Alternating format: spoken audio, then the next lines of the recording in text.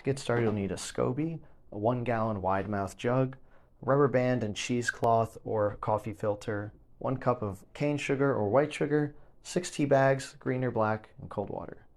Steep your tea in boiling water for 10 minutes until it cools down a bit. Drain it out, and then we'll pour it into a larger pot to mix it up with our sugar. Stir it really well. We want to make sure it's fully dissolved. Now pour it into your jug, and we're going to top it off with cold water. We need about 14 cups, but just keep filling it until it gets up to the part where it curves. We need to leave a little bit of space at the top for the SCOBY and the starter liquid. Right about there is good. If you have a thermometer, it should be between 75 to 85 degrees. If you don't have a thermometer, you can just feel it on the side. As long as it's warm and cool to the touch, you'll be fine. Next, it's time for the SCOBY. Pour the entire SCOBY in along with the starter liquid. It'll smell kind of vinegary, like kombucha. And just mix it gently around to get it all stirred up. And then we're going to seal it up with our cheesecloth and rubber band. The cheesecloth will keep bugs out and let oxygen in. It needs to sit for 1 to 2 weeks in a warm temperature. Check back in soon. We'll go over how to bottle it and add flavors.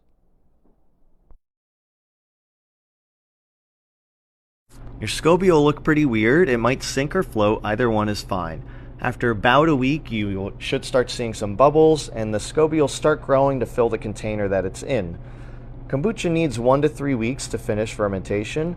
Best way to find out if it's done is just take a taste and see if you like the flavor. The longer it ferments, the more sour it'll get.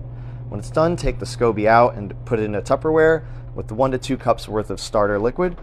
You can put this in the fridge for a future batch or reuse it right away for another batch of kombucha. Decant the rest of the kombucha into a pitcher or a large pot. You might need to filter it to get out any chunks of SCOBY. And now it's time to mix with your favorite fruit juice, tea, ginger, any flavor you like really. Pour it slowly into your bottles. I like these swing top bottles because they hold fizz really well. You can also reuse commercial bottles, but sometimes the caps leak and they don't really hold the fizz. They need to sit now at room temperature for 1 to 3 days. Open up the caps once a day to let out any excess fizz and see if you like the fizziness. You'll need 6 of these 16-ounce bottles or 4 of these 1-liter bottles. Now it's important that when it's done fermenting and you like the fizz, put the bottles in the fridge so they don't keep fermenting and explode. Congratulations!